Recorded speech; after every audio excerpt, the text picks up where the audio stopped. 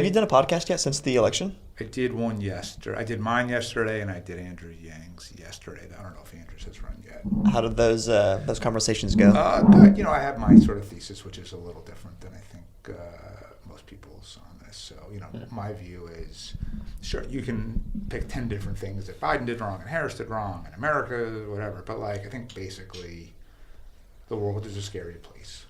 People are unhappy. People are anxious. Social media makes it exponentially worse. We have more existential risk between pandemics and AI and nuclear and climate than we've ever had before. And when you run for office, you promise to fix everything. That's how people run for office. And then when they get to office, structurally, all the flaws in the system make it impossible to actually do that. And so the voters get cynical and frustrated, and they throw the person in office out and replace them with someone else. And I think we are in a long string of what's going to be one-term presidents, governors, mayors, and until we fix the underlying structural problems that allow us to start getting stuff done again, none of this is going to change. So yeah, there might be specific things about that Trump did well, there might be specific things that Harris did poorly, but I think those are, at the end of the day, I think the incumbent party was going to lose. Just like I'd put money now on whoever the Democratic nominee is in 28, they're going to win. Really? So even if J.D. Vance runs and he does an okay job? Because I think most likely we will have 4 years where, look, after the first 4 years of Trump, people wanted something else. And I think it's going to be the same thing.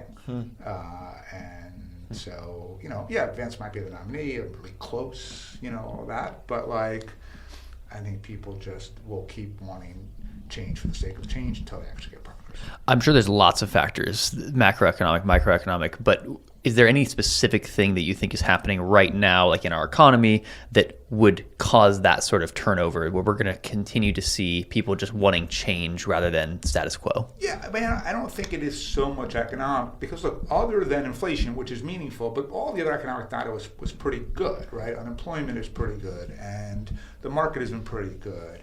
And so I think it's less about where things are and more about how people feel, right? And I think how they feel is frustrated and upset. And so, yeah, we could have, for example, in our world, venture's been terrible the last few years. That does probably explain some of why some people in Silicon Valley moved over to Trump. But at the end of the day, maybe our market opens back up because it's cyclical right now, but that's a tiny fraction of the population. So, no, I don't really think it's about specific issues. There are always the things you can point to. Biden wildly mishandled immigration. That cost him. I don't know what they could have done differently on inflation other than not put all the money into the economy during COVID, which Trump did as well. And by the way, if Trump does tariffs, we're going to see a lot more inflation. So, no, I think it's just much more of a macro thing. We were talking to a VC yesterday talking about how with Trump being the next president, M&A might open up. We might see the IPO window open up. What are your thoughts as a VC on that? I think that's probably right. Now, whether that's because it's Trump or because we've had a couple of years that have been very fallow and this is a cyclical business and now we're kind of ready for it again. In terms of where Trump specifically might be able to do better than Biden did is, I do think that there was a overall chilling effect on M&A because of Biden's FTC policies. Now, in reality, it's not like we saw a lot of, early stage or sort of private companies looking to get acquired where the FTC stopped it from happening, right? Okay. The FTC has gone after big tech, which I actually think is absolutely right to do and actually a pro-innovation stance. And they have generally been much more anti-capitalist than you've seen in previous Democrats or Republican administrations. So if there was a chilling effect, it was more psychological than tangible, but nonetheless, maybe that changes. Clearly there are, you hear different numbers, but it sounds like hundreds of private startups that are ready to IPO. And I think, there was sort of a feint at it a little over a year ago when Instacart and Klaviyo and Arm all went public and everyone thought, is this the turning point? And it wasn't.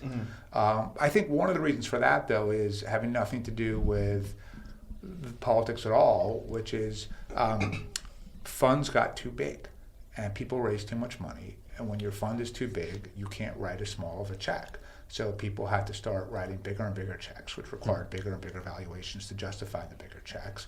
And basically, in the pursuit of management fees, the vast majority of successful privately backed companies became wildly overinflated. They would then go to the public markets, and the public markets would rightfully cut the valuation by 60, 70%, because, there was no point to those valuations other than VCs every stage along the way, being greedy and wanting to sort of get more management fees, and therefore overinflating the value of the company to justify it. And so some of it also may be that, in the last few years, if you put AI aside, there's been a real pullback in valuations, right? There are not as many sort of companies that exist that, solutions in search of a problem and things like that. There have been a lot fewer funding rounds, a lot more time between rounds. And I think all of that probably has led to a tempering of valuations to a certain extent, which, look, as VCs, of course, we want the biggest numbers possible. But I think one of the reasons that public markets have been distrustful of tech IPOs is because they're getting handed a bill of goods on a regular basis of, here's a company with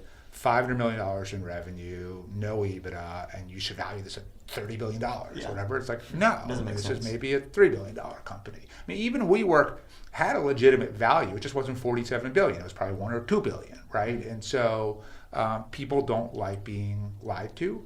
And I think when public investors felt like the tech market was lying to them, they made them pay for it. Do you think investor sentiment will be more excited now? Like now that Trump's in office or will be in office, you see a lot more funding rounds? I think it's completely driven by the context at hand, right? So there are fewer funding rounds because LPs have been putting less money into venture capital funds, and therefore everyone is conserving their money and making it last longer and being smarter with it. If the IPO spigot opens and the M&A spigot opens and liquidity heats up again and there's DPI and VCs returning capital to LPs, and you're going to see people raising venture funds faster, and you're going to see people raising bigger venture funds, and then they're going to start putting that money to work.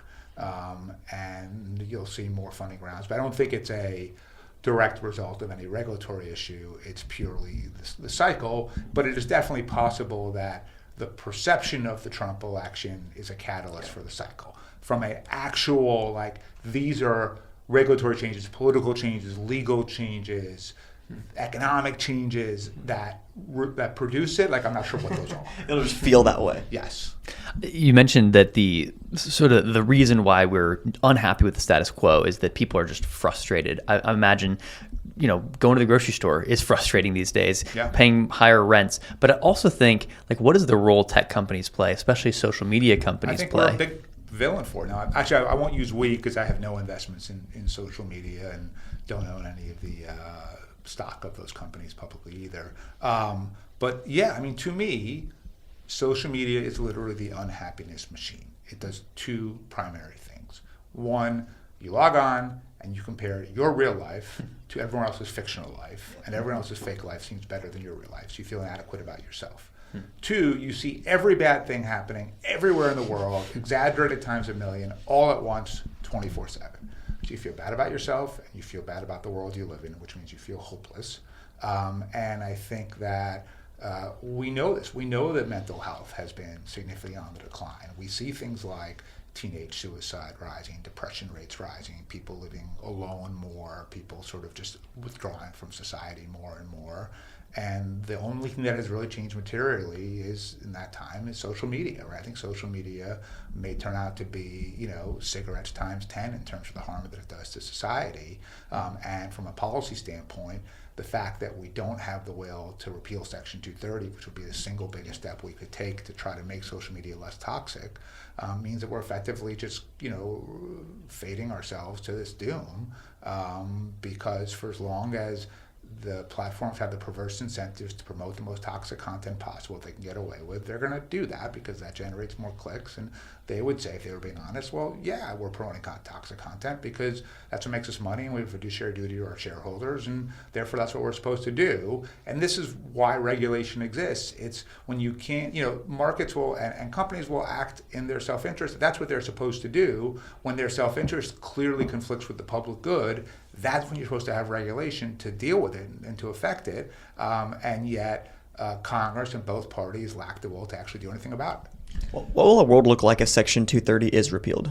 I think that it would just, probably wouldn't happen overnight, because really, if Section 230 gets repealed, it's not a specific immediate content moderation. What it says is the companies are now legally liable if super toxic content that is defamatory or libelous in some way is allowed on the platform. It will take a series of lawsuits and litigation and jurisprudence to emerge where companies will say, okay, here's what we are allowed to do and here's what we're not allowed to do. And it's only once that happens that you'll really start to see material changes. But if you think back to the tobacco litigation in the 80s, you guys weren't even born yet, but that ultimately really did change the advertising practice of tobacco companies, the marketing practices, social norms and behavior around the consumption of tobacco in the U.S., and that really did lead to a major decline in smoking. Yeah. And so it's probably a multi-year thing, but ultimately Section 230 were repealed, and if companies said, I'm going to lose more money for promoting toxic content because I'm going to pay these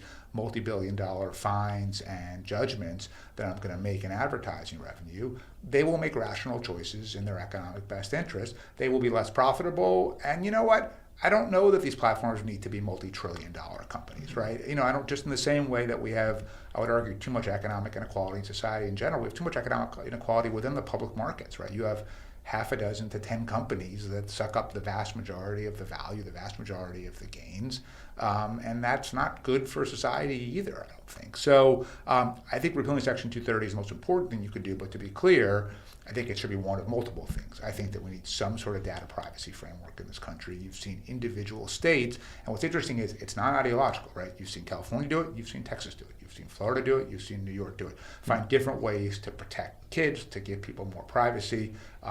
Washington needs to get its act together and do that. Antitrust, I do think that some of the work that we've seen done out of the FTC and DOJ has been really good, and my hope is that that does continue. And it's possible that it does because, interestingly, antitrust against big tech is an area where the kind of circle meets between the far left and the far right. So like J.D. Vance is actually very supportive of that stuff. So my hope is that it does continue. We need to start really dealing with deepfakes, right? And how do we create significant economic disincentives for platforms of different kinds, whether it's AI platforms or traditional social media platforms, to using them, right? So there's a lot of things we need to do, and I think if we were to do all of those things, we can get to a place where the internet is a less destructive force in people's lives, and then we start to maybe feel a little less unhappy. Like, it was really notable to me that if you looked at the last World Happiness Report, so it came out last year, for people under the age of 30, the U.S. was 68th in the world. Wow. Right? So we are the richest, most abundant, most successful society in the history, freest, all that stuff in the history of humankind, and our young people are absolutely miserable, right? That tells you something. Yeah.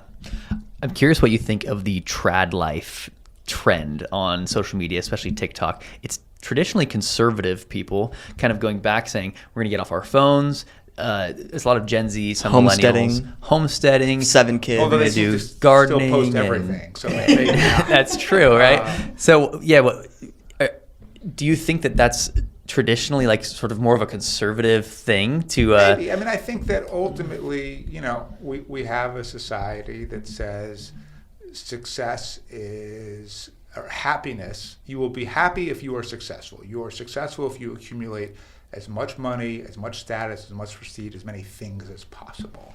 And I think that if you take any look at actual happiness science and behavioral economics, what you'll learn is that's not what tends to make people happy. Like, yes, you need a basic standard of living, and if you don't have a place to live, if you can't afford food, if you can't afford utilities, all of that, for sure, that comes before everything else. But once you have that, and you can debate whether the number is $70,000 or $150,000 or whatever it is, once you have that and you're not at risk of being out on the street, then there are really other factors that have a much bigger impact on people's happiness. And the main two things that we learn are relationships and fulfillment. If there are people in your life who you care about and who genuinely care about you, and you believe that they will be there for you unconditionally and vice versa, and there are things that you do, and it could be your work, it could be your hobbies, it could be your faith, volunteer activities, whatever it is, that bring you a sense of fulfillment and meaning, you're far more likely to be happy. Do you know about the Harvard grant study?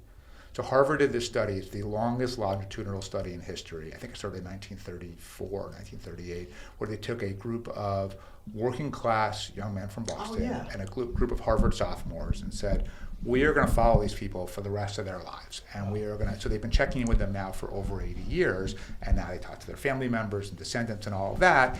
And through that process, they were able to track, lots and lots of people who had all kinds of different outcomes, right? You had people that were wildly traditionally successful. It turned out that JFK happened to be a sophomore at Harvard that year, so he became president, right? You had Harvard people that became homeless alcoholics. You had working class guys that became millionaires. I mean, there were a lot of outcomes, but the only thing that really tracked across all of it was the people who had relationships and fulfillment were happy, the people who didn't were not. And so to answer your question, if you go back to these people who are sort of this kind of trad life trend, I think what they're really searching for is a way to say, I don't buy into this notion that my only path to happiness is money and status and prestige and stuff. And I'm looking for other ways to do it. I think that's a very legitimate thing to do. Whether that will specifically make them happy, I don't know. But the fact that people want to look for alternative ways to reject sort of a societal norm that I think clearly is very successful in terms of increasing wealth and standard of living, but not successful at all in terms of increasing fulfillment and happiness and meaning. It makes sense that people are looking for alternatives. Yeah, you mentioned faith, and I feel like a big part of the trad life kind of ecosystem is going back to church, or whatever faith tradition they're from. Do you think that that is a positive trend that's not only going to lead to more fulfillment for people in their lives, but also this frustration you talked about with the status quo that, outside of politics and all these things, if you have a real relationship with something higher than yourself, you're much more likely to be fulfilled and happy in your life. I mean, look, if it is a church or a mosque or synagogue or any group that preaches hate, that's a problem, right? And that exists in fundamentalists in every single religion. I'm Jewish, and fundamentalist Orthodox Jews are just as bad as fundamentalist Muslims and Christians and everything else. Putting them aside, I generally believe that religion is a force for good. I think that, one, at the very least, even if you take God out of the equation completely, it creates community for people, right? People need relationships, and it creates a way. So, like, for example, like I said, I'm Jewish, but the thing I did right before this was every Thursday morning, I volunteer at a soup kitchen in a church on 16th Street between 2nd and 3rd Avenue called St. George's. It's an Episcopal church. But, it is a place that provides real value to about 90 to 100 homeless people every single week who otherwise wouldn't have food. And the community of people that I volunteer with, and we've been doing this together now for, a dozen years, is totally varied. Some people are Christian, some people are Jewish, people are Hindu, like all kinds of different religions. And we don't sit there and talk about God, but we are using the structure of a religious institution, and we all do complain about the rector and all that stuff. But putting that aside, that's sort of part of the thing now.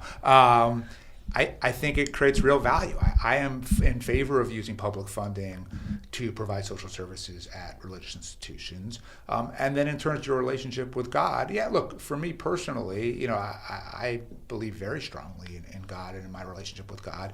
I don't know that it needs to be formal in any way, right? So, like, I remember once my rabbi came to see me, and, I give a lot of money to the synagogue so they come to see you because then they want you to give more money. That's why y'all are good friends. Right. And we're having a conversation about it. But then he kind of delves a little bit into the and you should come more and be more engaged in the religious community of the synagogue. And I'm one of those Jews that kind of goes on the high holidays and a few other times a year, and I'm comfortable with that. And I stopped and said to him, listen, Rabbi, I am both religiously and culturally Jewish. And I believe that you provide real value to me in that when my son was born and wanted to do the bris, you were there. When my grandmother died, so to do the funeral, you were there. When my cousin was getting married and she needed a rabbi to do the wedding, you were there. And that's why I'm really supportive of your institution. But I don't need you to talk to God, right? You don't have any better connection to God than I do. And I don't think a single person on this earth has any better connection to God than anyone else does. Nor, at least to me, I'm going to pray to God in a language I don't speak, words that I didn't write. So, to me, that feels much less meaningful. And so I think that there is, there's value in the structure of organized religion in terms of community. I think there's value in the structure of organized religion in terms of social services. I also think there's value in faith. If you have it, and if you're an atheist, that's obviously completely fine too. We don't know what that answer is, and no one while they're alive in this form is going to know. But if you have that relationship with God, I know it does bring me a lot of meaning, and so I think that that's great too. So again, I don't see anything wrong with any of this. Yeah. Could you share more about the meaning it brings you? Because we're both Christians, and I would say that it truly is fundamentally the most important thing in my life. The thing that brings me not only meaning, but a true light and life, and it informs all of my decisions, my relationships. Sure, and sure. so I would say that, and my take here is going to be a little different than yours because it starts with the premise of Judaism, which is we don't believe in an afterlife. Okay. And we don't believe in reincarnation. Yeah. And so to me, this is it, right? And whether I get 70 years or 90 years or whatever it is, I got one shot at this life. I don't know what became before I got here. I don't know what happens after I'm gone. But my assumption is nothing because that is sort of the safe assumption to make, right? Sheol. And therefore, right. Therefore, my life is whatever I make of this period of time I have here and nothing else. And I saw a sign recently that sort of summed it up really well, which said, the reward for living a good life is living a good life. And ultimately, what I like about Judaism, but I think a lot of religions, get to the same point here, which is if you are someone who tries to be ethical and moral and good, tries to help other people, treats other people with kindness and respect, sees the world as, I think there's sort of a zero-sum mentality, and in my view, someone like Trump would be the absolute embodiment of a zero-sum person. If you win, I lose, right? Mm-hmm. And then there's an abundance mentality, which is we are all connected to each other and we can all help each other, right? And we're not all out in competition with each other, right? Kind of a Rousseau versus Hobbesian theory of, life, Hobbes would say life is short and brutish and nasty. And I think if you think that, then it is, right? Yeah. But I don't think it has to be that way. And so to me, I really try to structure my life around what are the things that I can do that will make me feel good about myself. Like ultimately, if I had to define happiness, I would say it is feeling good about yourself on a consistent basis. Not 100% of the time, because I don't think that a human being is capable of that, and we all have doubt, and we all make mistakes that we beat ourselves up over, and all kinds of other things like that. And if not, there's probably something wrong with you. But on the whole, if I feel good about who I am, then I'm going to be happier. And what I find is when I do things that have significance and meaning to me, that allows me to do it, right? So this morning, volunteering at the soup kitchen brought me meaning. I walk around with these, if I left my pocket, these $10 Dunkin' Donuts. I don't like to give cash to homeless people because I feel like it's just going to go to drugs or booze. So I carry these around with me all the time. They have $10 on them. Nice. And I just give them away when the mood strikes me. Because, I might be in a rush or whatever, I'm not interested, or someone just, for whatever reason, is too scary. I don't want to go up to them. That certainly happens in New York a lot. But on the way down here, there was a guy who was pretty out of it, but he had a cup, and I just said, "Hey, this will get you $10 for Dunkin' Donuts," and he seemed to understand what I was saying, and said thank you. And I went back onto my call and didn't really think about it, but I know that it provided some level of nourishment for me, and so that if I can do things that I think make me feel good, and that's why so much of my my work outside of my venture capital fund is dedicated to things that I do out of my foundation, mobile voting and hunger especially. To me, that's what makes me feel good. And then the other side of it, and something that has taken me a lot more time and work, is you want to be as good as you can, and you also need to be able to accept yourself and accept your flaws and forgive yourself and not beat yourself up constantly over every mistake you make, because as a human being, you're going to make a lot of them. One of the, we just finished maybe a month ago the Jewish high holidays, and the kind of real point and message of Yom Kippur, the liturgy, is that through tzedakah, tefillah, teshuvah, so it's charity, prayer, and forgiveness, you can effectively sort of be in God's good graces, right? And I think if you think of those three things overall, tefillah, prayer, would be having a relationship with God, and that could be one-on-one, it could be through a religious organization, and then tzedakah is doing good things, and that's, like I said, doing things not because you're even a more moral person. Like, take this, we're sitting in a podcast studio that I own, which is part of a bookstore that I own, and owning a bookstore is a terrible business, right? And this is the only. This isn't a cash cow for you? Yeah. And this is the only podcast studio I'm aware of in New York City that's free for anyone to use, right? You can just go on the website and sign up, and you can use it. And we have an amphitheater behind us where we have events for the public almost every single night. And I lose a ton of money running this place. And sometimes I'll look at the money that I'm losing and say, oh, what else could I do with this money? Sure. And I might identify things that from a status standpoint, flying private or whatever it is, that would seem to be like, oh, this is what success is supposed to represent. And I think about it. It's like if you use flying private as the example, and I don't fly private, but what are the advantages of it? Convenience. You don't have to wait in long lines for the TSA, and you can brag to other people that you fly private, right? Exclusivity. Right. What do I get by owning this bookstore? I have a place to hang out. I have a place where my friends can use it. I record my own podcast here. I have events here. And forget about that, like, yes, we create jobs, and yes, we provide value for the community. All that. People pat me on the back constantly because they're like, it's so nice of you to lose all of this money to do something good for the community, right? And I would argue that the psychological benefit I get, the return on investment that I get from those pats on the back is meaningfully higher than the ROI that would come from me like dropping to people in sort of, humble brag ways that I have a plane, right? And, therefore, for me, tzedakah, which is sort of acts of good deeds, it's not even because you are a better person. It's because it generates the highest ROI for your own happiness, right? And do you guys know what the hedonic treadmill is? No. So the hedonic treadmill is this theory that if you're trying to achieve happiness through pleasure, through purchasing things, through status and attention and prestige and everything else, you can never achieve it. You're just on the treadmill constantly because someone else always has more money, stuff, attention, whatever it is. And two, the dopamine hit wears off faster and faster. So you buy something and you're excited about it. Yeah. And then the next time you buy something, it has to be bigger and better for you to feel good about it. And I think of Ecclesiastes. I mean, he just says, all is vanity. I've had everything in the world. It's King Solomon. He has all the wisdom. He has all the women. He has all the money. He has all the power and prestige. Right. And he says it's all but vapor in the wind. Look at the Buddha. I mean, the Buddha lived in a palace, right, and left and sent himself into solitary, basically confinement, because he realized that none of those things. These are obviously legends, but nonetheless, they're based in some human thought.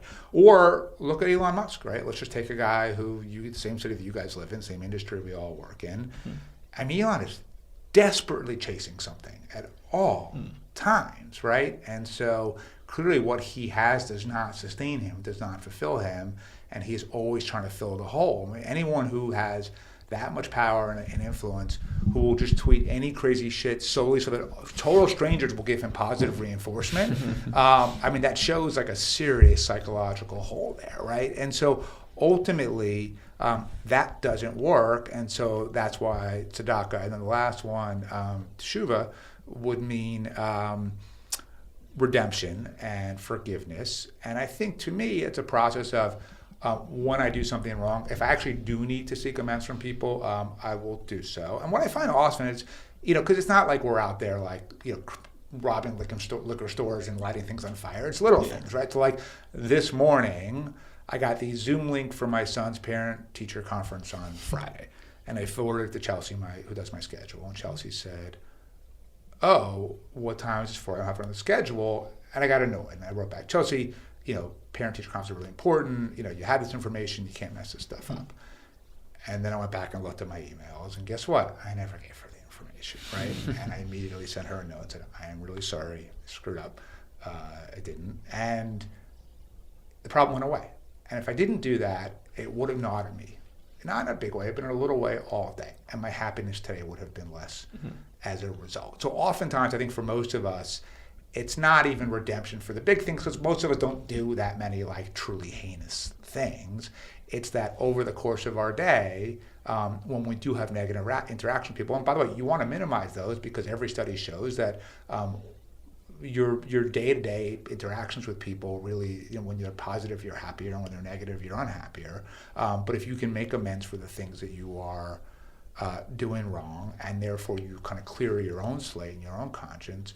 That allows you to feel good about yourself. And the other thing is you adjust your behavior going forward. So it doesn't mean that you don't keep making mistakes, but you learn from them, right? And I am a little less likely to snap the next time because I was wrong. And for the 4 minutes from when I sent the first email to when I sent the second email, she felt bad, right? I'm sure she felt, if nothing else, scolded by her boss. And she was going back through the emails like that. I missed it or whatever it was. And she didn't. Bradley's an asshole. My goodness. For sure. And so, fundamentally to me, everything we're saying, whether it's Ecclesiastes and the underlying principles of Jesus and Christianity, or the principles of Buddhism or Judaism, I think all get towards a very same human goal, which is, if we live our lives in concert with other people and try to do things that help other people, we will be the happiest that we can possibly be.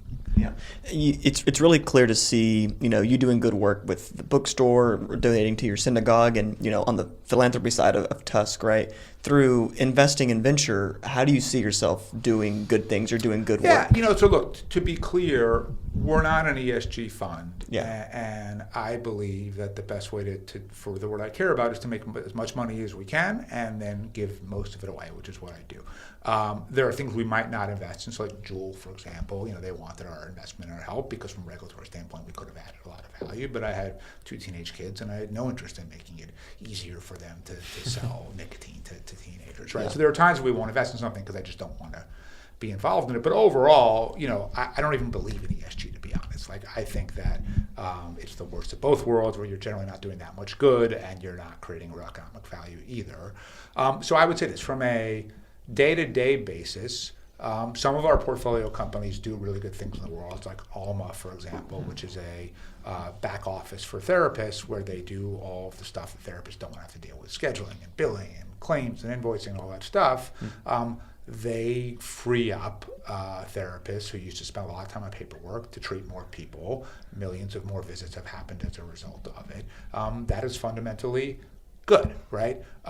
So sometimes our portfolio companies are doing good things. Oftentimes it's sort of neutral, right? They're providing a service, and if they didn't provide it, some other company would provide it. I would say if we add any sort of societal value to the ecosystem on the venture model, it is 2 things. There's one is helping ensure that entrenched interests can't use political corruption to stop innovation.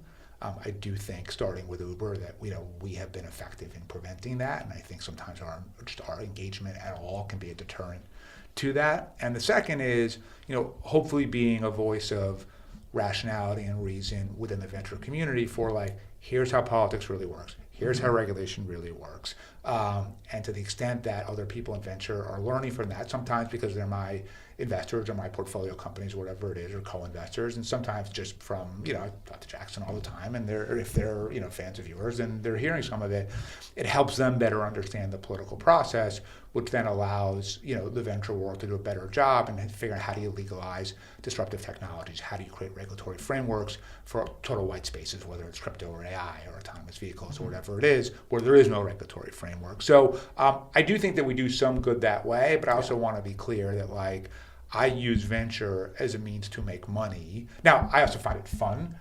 And I do personally get some feeling of fulfillment because we are early stage investors, seed and Series A. And so when we invest in a company that does succeed, our work was part of it, right? Yeah. It's the founder, it's the team, it's not us, but we're part of it, and especially because it's like they wouldn't be able to do it without us legalizing it in the first place. We can point to it and say, not just like I helped hire this engineer, but like I made this thing legal, right? So it's tangible, and that feels great. I don't think I could be a late stage investor because I think it would feel too much to me like just shifting numbers from one column to another and just skimming some off the top, and that doesn't do much for me. Mm-hmm. So I do get fulfillment out of it, and I think that there are ancillary societal benefits to the work that we do in venture, but I certainly would never say to myself, okay, Bradley, you're a good person doing good things for society because you're a venture capitalist. Like, that's bullshit, right? It's the hardest job in the world. Yeah, right. If I'm doing good things for society, it's because I'm taking the money that I'm making as a venture capitalist, which is not much in the last few years, but before that was great, and I'm reinvesting it in our work on mobile voting, our work on hunger, money losing bookstore, and whatever it might be. Yeah. Can you quickly make the case for mobile voting? Because I've heard that it's kind of a big, like one of the things you're talking about most right now, and why it's very important to you that we would move to a mobile voting system in our country. Are you talking at the federal level, like the national election? Starting at the local level, actually. Okay. So ironically, there's one election that does not have a turnout problem, and it's the presidential. Okay. We had around 65. Once I do the math, we'll see it'll probably be around 65% turnout in the presidential on Tuesday. Okay. But now look at local. So like we're here in New York City. Do you know what city council primary turnout was last year? 7. Oh, right? wow. And you could win a council seat here in a primary with like 8,000 votes. Right? Whoa. In a city of 8.5 million people, what I would argue is the most important city in the world. Right? And so I think that, so I spent, just for the viewers and listeners, the first 15 years of my career working directly in government politics. I worked in city government. I was Mike Bloomberg's campaign manager, ran for mayor. I worked for him at City Hall. I worked in state government. I was the deputy governor of Illinois. I worked in the federal government. I was Chuck Schumer's communications director in the U.S. Senate. And so I've seen it from every angle: state, federal, local, executive, legislative. I've run campaigns. I'm a lawyer. And I have one very simple takeaway, which is every policy output is the result of a political input. Every politician makes every decision solely based on the next election and nothing else. And because we live in a world of gerrymandering, typically the only elections that really matter are primaries, and primary turnout in this country is typically 10 to 15%. So who is that 10 to 15%?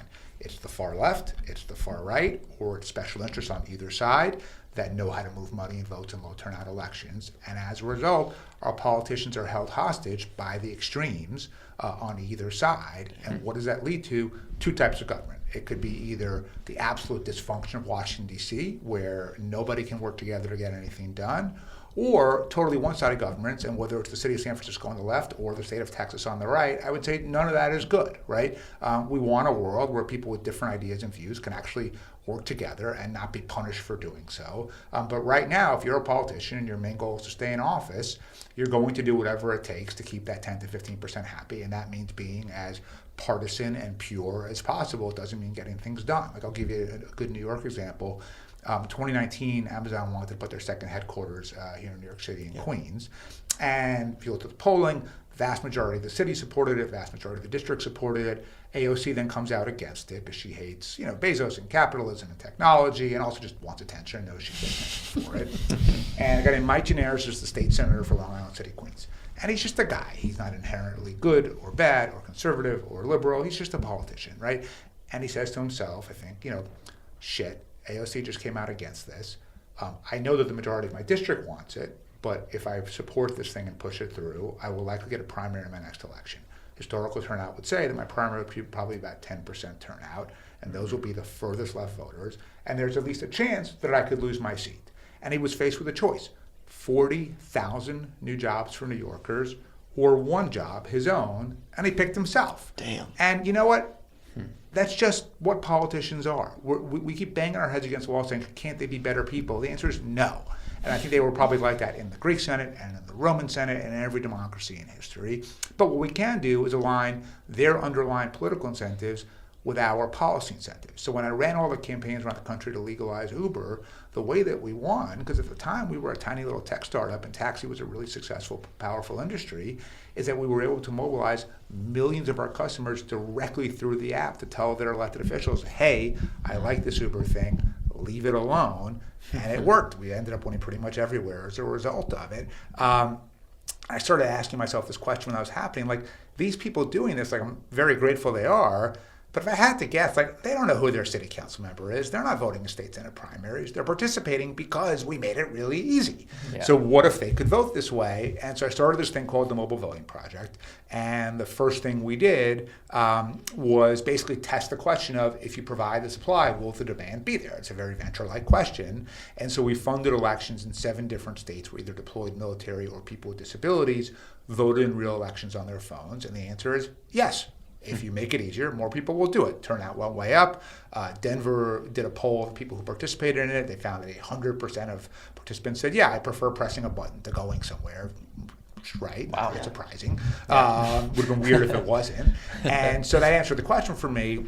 But then the cybersecurity community said, well, the existing tech on the market isn't safe enough. And I felt like for as long as at least they could say that credibly, whether they were right or wrong, it would never go anywhere. So we started building our own mobile voting tax. So we're started about 4 years ago. We're going to finish it next year, and I'll just quickly walk you through how it works. So we'll just use Jackson. You're a registered voter in Austin? Yes. Okay, so you'd go to the Austin Board of Elections or the Travis County Board of Elections, whatever it is, you would download the app. They would say, okay, is Jackson a registered voter here? You put in your address, fine. Is Jackson really Jackson? So two things happen. The first is multi-factor authentication. So just like if you forgot your Google password, you will get a code sent to you, you put it back into the app. The second thing is facial recognition. So if you guys ever use Clear at the airports, it's like that, where it takes a scan of your face and matches it up to some sort of government ID that you have and says, okay, this is really him.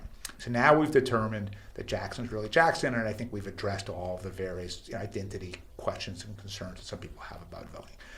Now the ballot pops up on your screen. And the ballot itself is meant to be as simple as possible, right? Like the goal is just make it really easy. But some of the problems that you do get with mail-in and in-person voting, like stray pencil marks and hanging chads and undervoting and overvoting, you avoid those problems. And to be clear, I'm not proposing getting rid of any form of voting. I'm just saying let's give people another option. You make your choices, you fill out your ballot, you double check it, you triple check it, this is who I want, you hit submit. When you hit submit, two things happen.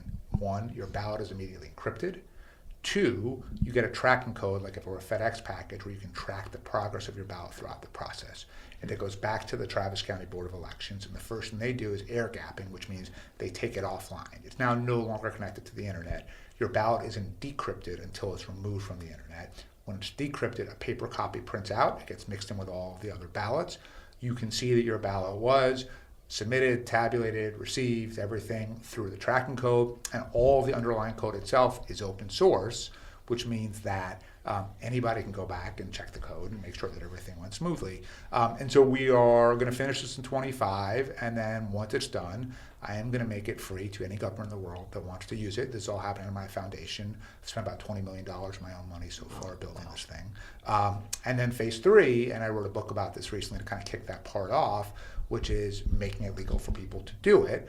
And my goal is let's start local and small. And so I'm going to start running bills next year in about 6 to 10 different cities around the country where we think that we could authorize mobile voting for everyone in that city, for school board, for city council, maybe for mayor. And let's see how it works. Let's fix what doesn't work. Let's make adjustments. And once we're happy with that, we can maybe move up to state elections and then eventually to federal elections. This is probably at least a 10-year process. But I also believe, having worked in so many different levels of government, that even though we all think of Washington when we think of politics, the reality is like 2/3 to 3/4 of government activities that affect us are state and local. Yeah. And almost all state and local elections are gerrymandered. So even if you could just fix that and take state Senate primary turnout, city council primary turnout from 7 or 12 to 35, and therefore give your elected officials every incentive to start working with the other side because they're now representing a broader base of constituents and they can get things done, that would massively improve the quality of our government. It would improve our trust and faith in government. It would attract more talented people to want to work in government, and it would make a huge difference. And so that's what I'm doing. And if I can just sort of at least make the pitch here, I have self-funded this thing completely. The next phase, which is passing this all over the country, will take the $20 million I spent and make it look like a pit, and it's going to be a couple of hundred million dollars. You love burning money. Yeah, I'm going to keep putting money in, but I don't have that much money. And so I'm looking for partners. I'm looking for political partners. I'm looking for financial partners. I'm looking for community partners. And so if what you're doing looks interesting, reach out to me on LinkedIn or go to bradleytusk.com. Or if you just want to learn more, you can go to mobilevoting.org. And all of the information is on there, and we'd love your help. You said you just met with Andrew Yang recently. Is he in favor of this? Yeah, he's a big supporter of ours, and I think especially for someone who's a true reformer, what Andrew is looking at is what are the ways that we can generate scalable systemic reform. And so if you take some of the other voting reforms out there, like ranked choice voting or open primaries, I'm for all of them. I think they're great. But I think that fundamentally, if you just use ranked choice voting as the example, someone who wasn't going to go vote in a state rep primary isn't going to now do so because they can rank 4 people instead of 1, right?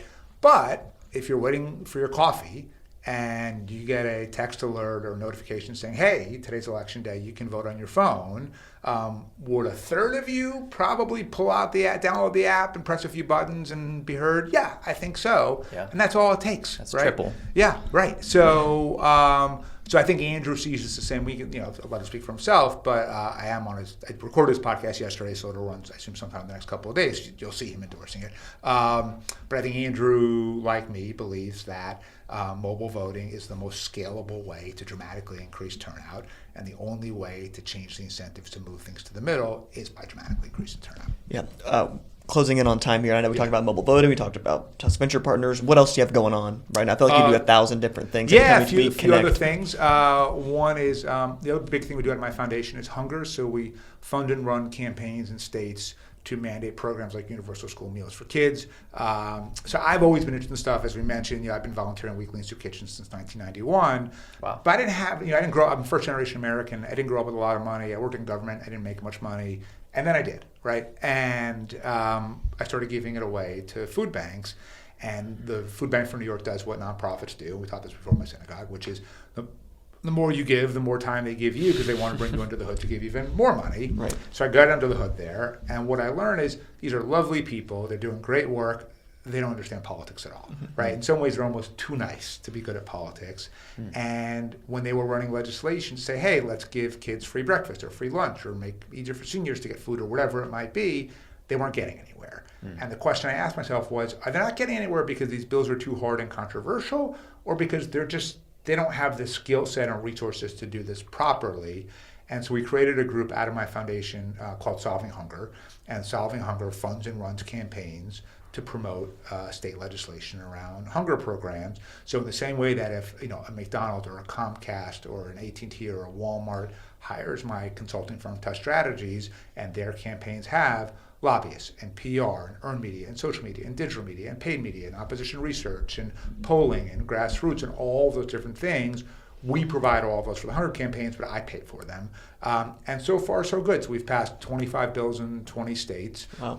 About 13 million more people now get access to food on a regular basis. The ROI is incredibly high. About $7 million of my money has helped unlock about $2 billion in new government spending on hunger programs. Wow. In 2025, we're working on universal school breakfast and maybe lunch in Arkansas and Ohio. We're looking at North Carolina, Delaware, a couple of other states as well. Every year we take on about 5 to 6 states and run legislation in those states. So that's going on. As we mentioned, I've got a podcast called Firewall. It's about the intersection of tech and politics, but it's really just kind of whatever's on my mind. So I would say if you liked this interview, you probably would like Firewall. If you didn't like it, you definitely would not like Firewall. Everyone loves it. Everyone loves it. But I think it's pretty good. I write a Substack, and as Jackson mentioned, on election night, I kept a running diary, and it ranged from what was actually happening in the elections to what's the right kind of food to order, or when do I go walk the dog. And then I also write a column for the New York Daily News.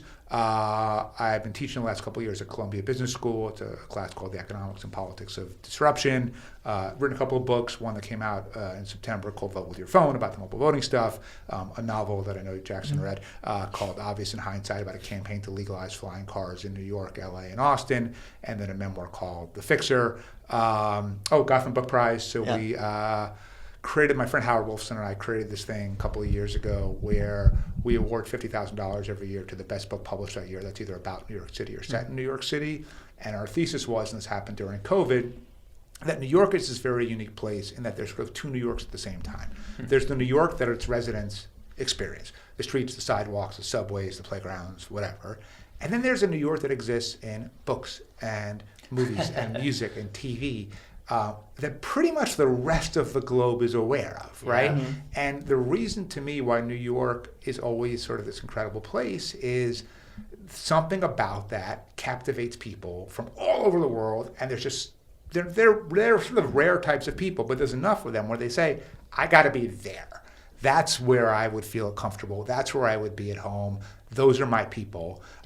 And they get here, and these are incredibly talented, resilient people. And guess what? They build incredible companies. They build incredible organizations. They come up with incredible art. They do incredible things.